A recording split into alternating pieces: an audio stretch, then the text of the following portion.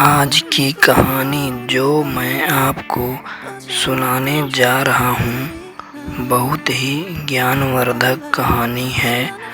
जो लोग इस कहानी को पूरे मन से और दिल से सुनते हैं उनके घर में कभी भी कोई क्लेश उत्पन्न नहीं होता। उसके घर में हमेशा सुख और शांति बनी रहेगी। उसके घर में धन संपत्ति का हमेशा आगमन रहेगा।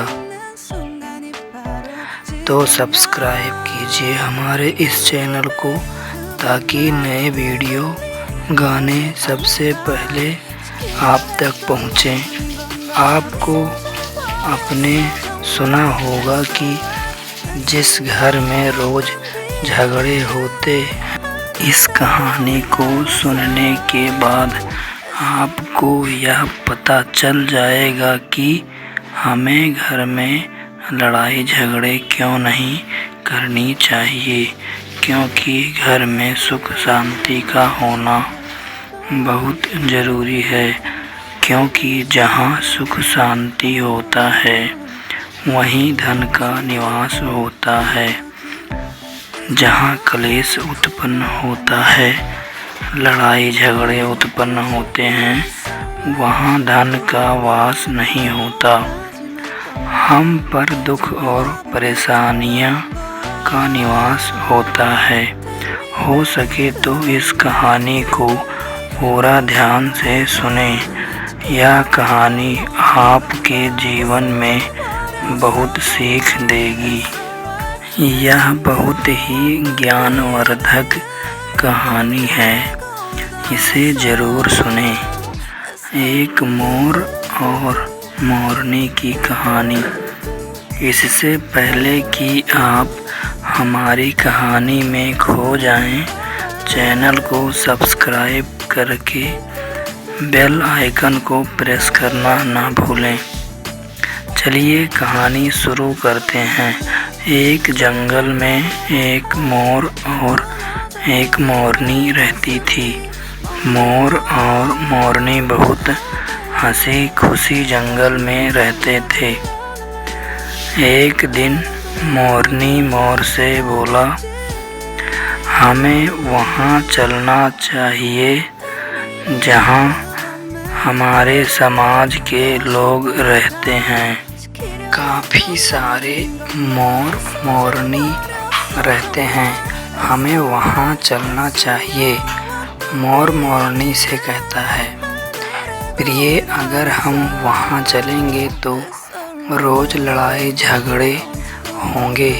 हम दोनों यहाँ जंगल में कितना सुकून से रहते हैं, वहाँ जाने की क्या ज़रूरत है।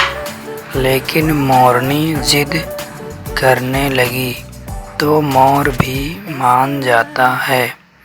मोरनी की जिद करने पर वह दोनों उड़कर एक नगर में आ जाते हैं। उस नगर का राजा पशु पक्षियों के भाषा आसानी से समझता था। उस राजा ने दरअसल कुछ अलग ही शास्त्र की पढ़ाई की थी। ऐसे शास्त्र जिसमें पशु पक्षियों की भाषा का ज्ञान आसानी से हो जाता था। वह जीव जंतु के आवाज़ों को बखूबी समझता था कि वह क्या कह रहे हैं। दोनों मोर मोरनी उसी नगर में आ जाते हैं। एक दिन की बात है, राजा अपनी रानी से कहता है कि रानी, मुझे बहुत तगड़ी भूख लगी है, आप मुझे भोजन खिला दीजिए। राजा की रानी 36 प्रकार के भोजन बना करके एक हाथ में पानी का लोटा और दूसरे हाथ में भोजन की थाली लेकर राजा के पास पहुंची। रानी जैसे ही भोजन की थाली राजा के सामने रखती है तो एक चावल का टुकड़ा नीचे गिर जाता है। वहीं पर कुछ चींटियों का झुंड घूम रही थी। तभी एक चींटी चावल के टुकड़े को लेकर वहां से जाने लगती है। राजा बैठा सब घटना को देख रहा था। उसी चींटी के पास एक बड़ा चींटा आता है और वह चींटा चींटी से कहता है कि बहन, यह चावल का टुकड़ा मुझे दे दीजिए और तुम वापस जाओ, उस राजा की थाली से दूसरा टुकड़ा ले आओ। उनकी बातों को राजा पूरी तरह से सुन रहा था, क्योंकि राजा हर जानवर की, पशु और पक्षियों की भाषा समझ सकता था। राजा वहीं बैठा रहा। जब चींटा चींटी से यह बात कह रहा था कि नहीं, मैं नहीं जाऊंगी, अगर यह बात राजा को पता चल जाएगी तो राजा मुझे मार देगा। चींटा चींटी से कहता है, तुम जाओ, राजा को नहीं पता चलेगा। चींटी फिर जाने की कोशिश करती है, लेकिन आधे रास्ते से वापस चली आती है और चींटी से कहती है, नहीं, मैं नहीं जाऊंगी। हो सकता है राजा को पता चल जाए और राजा मुझे मार दे। राजा उन दोनों को देख रहा था। चींटा को चींटी को इस बात का ध्यान हो जाता है कि राजा हमारी बात को समझ रहा है। चींटा फिर चींटी से कहता है, देखो, लगता है राजा हमारी बात को समझ रहा है। राजा ने हमारी बातों को सुन लिया है, इसीलिए वह हमें ही देख रहा है। चींटा चींटी से कहता है, अगर राजा ने हमारी बात सुन लिया है तो यदि वह किसी और को यह बात बताएगा तो वह पत्थर का हो जाएगा। राजा चींटी और चींटा का बात बखूबी सुन लेता है और समझ लेता है। राजा इस बात को सुनकर हंसने लगता है। जैसे ही राजा को हंसी आने लगती है, राजा की रानी रसोई से बाहर आती है। राजा को हंसते हुए देखकर वह सोच में पड़ जाती है कि शायद मुझसे कोई गलती हुई होगी, इसीलिए राजा साहब मुझ पर हंस रहे हैं। रानी राजा के करीब आती है और पूछती है, आप हंस क्यों रहे हो? राजा कहता है, कोई बात नहीं, कोई गलती नहीं की है, मैं तुम्हारे ऊपर नहीं हंस रहा हूँ। फिर रानी जिद करने लगती है कि नहीं, मुझे बताओ आप क्यों हंस रहे हो। फिर रानी से कहता है, यदि मैं सारी बात आपको बताऊंगा तो तुम संकट में पड़ जाओगी। यह बात सुनकर रानी और भी घबरा जाती है। रानी कहती है, अब तो आप हमें बात बता ही दो, क्यों हंस रहे हो? रानी के बहुत कहने पर राजा कहता है, ठीक है। राजा बोला, चलो रथ पर बैठो, सारी बात जंगल में चलते हैं, सारी बात वहीं रथ पर बताऊंगा। रानी और राजा दोनों जंगल की ओर बढ़ते हैं। राजा धीरे धीरे बताना शुरू करता है और धीरे धीरे राजा का पैर पत्थर में बदलने लगता है। जब राजा चींटी और चींटा की आधी बात रानी को बता देता है, तब राजा का आधा शरीर पैर से लेकर कमर तक पत्थर का हो जाता है।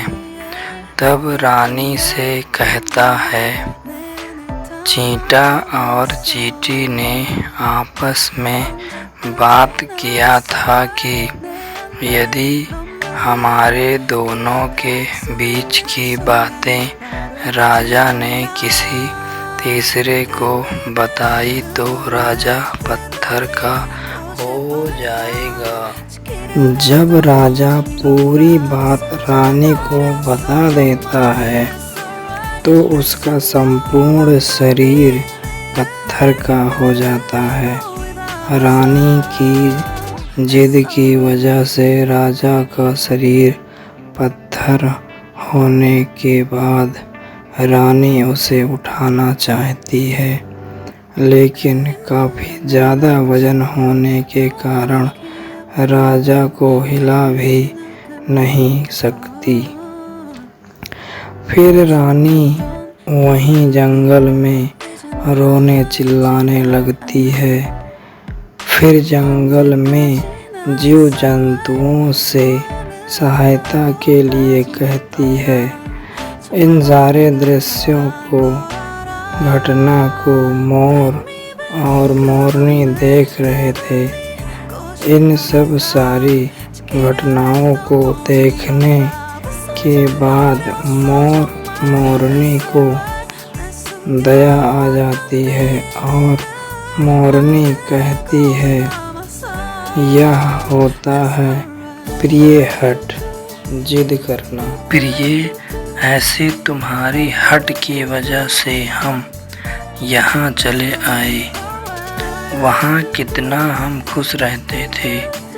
फिर मोरनी कहती है मोर से, प्रिय, रानी बहुत दुखी हो रही है, हमें इसकी सहायता जरूर करनी चाहिए। यह इतना विलाप कर रही है, इसकी ज़्यादा सहायता हम नहीं कर सकते, लेकिन हम कम से कम इसको धीरज तो दे ही सकते हैं, यानी उसको विश्वास तो हम दिला ही सकते हैं। यही सोचकर मोर और मोरनी उस रानी के पास जाते हैं और रानी से कहते हैं, हे रानी साहिबा, जो हुआ वह गलत हुआ, लेकिन अब खुद को संभालो, आपके पीछे पूरा राज्य पड़ा है। राजा तो पत्थर हो चुका है, अब आपके राज्य का कारोबार आपको ही संभालना होगा।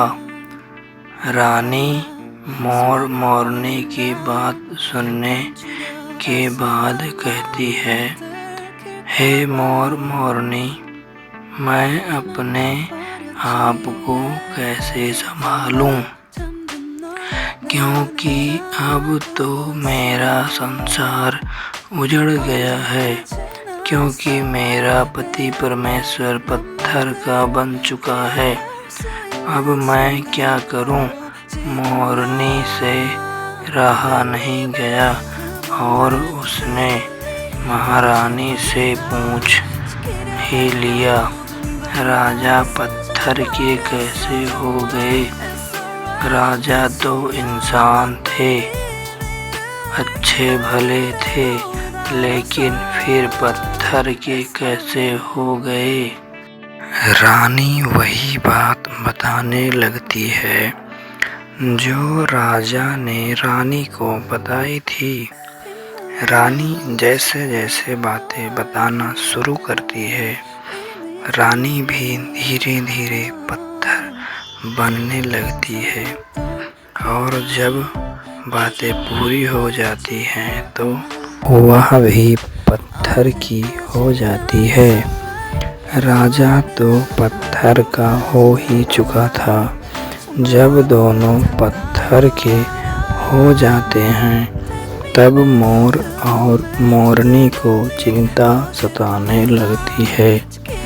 उधर मोर और मोरनी बहुत दुखी हो जाते हैं। मोर और मोरनी को यह चिंता सताने लगती है कि वह विपत्ति हमारे ऊपर भी आ सकती है, क्योंकि राजा भी उसी चींटी वाली बात से पत्थर का हो चुका है, और रानी भी उसी चींटी वाली बात से पत्थर हो चुकी है। मोर मोरनी से कहता है, हम पर भी खतरा मंडरा रहा है, क्योंकि तुम स्त्रियों से कोई बात छिप नहीं सकती।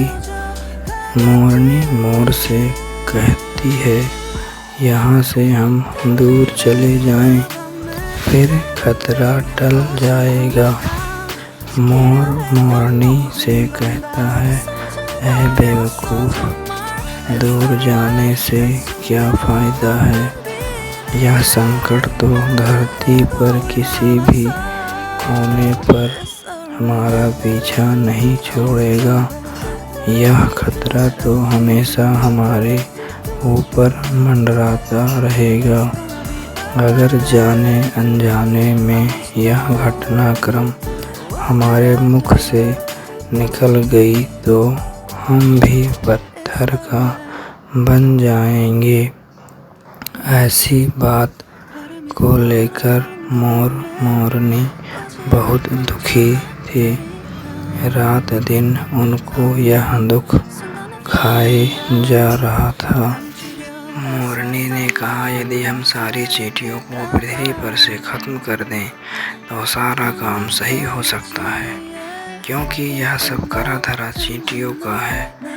मोर मोरनी से कहता है, और मोरनी इस बात से राजी हो जाती है, और सभी चींटियों को मारकर खाना शुरू कर देते हैं दोनों। मोर और मोरनी का इतना आतंक हो गया था कि सभी चींटियां डर के मारे बिल बनाकर धरती के अंदर छुप गईं। मोर और मोरनी ऐसे निगरानी रखते थे कि उन्हें जहाँ भी चींटी दिखाई दे वहाँ उन्हें तुरंत मार देते थे और खा जाते थे। कोई भी चींटी इस आतंक की वजह से बाहर नहीं आती थी। काफ़ी समय बीतने के बाद चींटियां बिल से बाहर नहीं आईं और उनको भूख सताने लगा, क्योंकि भोजन बिल में नहीं मिलता। फिर एक चींटी और चींटा भूखे और प्यासे प्रभु का भजन करने लगी। भक्ति करते करते उन्हें यह भी मालूम नहीं था कि वह कहाँ पर बैठे हैं कहाँ नहीं। घोर तपस्या में लीन हो गए। अंत में जाकर प्रभु प्रसन्न हुए और प्रभु चींटी चींटा से कहते हैं, जो तुम्हें मांगना है मांग सकते हो। तुम्हारे प्रार्थना से प्रसन्न हुआ। तब चींटा और चींटी एक ही बात कहते हैं, प्रभु आप हमें कुछ देना चाहते हैं तो हमारे पेट में गांठ बांध दीजिए। फिर प्रभु कहते हैं, तथास्तु, जैसा तुम चाहते हो वैसा हो जाए। और चींटी चींटियों के पेट में गांठ लग जाती है।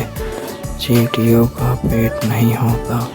चींटा और चींटी प्रभु से कहते हैं, हमारे पेट में तो गांठ लग गई है, लेकिन अब भी मोर और मोरनी से खतरा है। मोर और मोरनी हमारे इंतजार में अब भी जमीन पर बैठे हैं, अगर जाते ही हमें मार देंगे। प्रभु मोर से कहते हैं, तुम चींटियों का शिकार करना बंद कर दो, चींटियों का इसमें कोई दोष नहीं है। तब से मोरनी और मोर चींटियों को खाना बंद कर दे। वह दोषी था क्योंकि उसने काव्य शास्त्र की पढ़ाई की थी, जो पशु पक्षियों की आवाज़ को भली भांति समझ सकता था। उसके साथ साथ जिन जिन जंतुओं की भाषा को समझता था, उनका रूप में बदलने में सक्षम था। पशु पक्षियों का रूप धारण करके उनके साथ संभोग किया करता था, और जब वह पशु पक्षी गर्भ धारण करती थी तब उन्हें छोड़ करके इंसान बन जाता था, और फिर ऐसे पशु पक्षियों पर वह बहुत जोर से हंसता था। इसकी ऐसी मूर्खता के कारण आज राजा पत्थर बनकर पड़ा हुआ है। मोर कहता है, हे प्रभु, राजा की पत्नी का क्या दोष था? फिर प्रभु ने कहा कि उनकी पत्नी भी उनके इस काम में भागीदारी है। यदि वह उन्हें रोकती और समय पर मना करती तो राजा इतना घटिया काम नहीं करता। इसीलिए उनकी रानी भी इस पाप की भागीदारी है, इसीलिए वह आज पत्थर का बन चुकी है। फिर प्रभु चले जाते हैं और मोर मोरनी तथा चींटियों का अब कोई ठिकाना नहीं था, और किसी पशु और किसी जानवर को खुशी होती है तो वह झूमने नाचने लगता है, तो वह भी खूब नाचने झूमने लगे। प्रिय दर्शकों, इस कहानी से आपको क्या सीख मिलती है, कमेंट करके बताएं।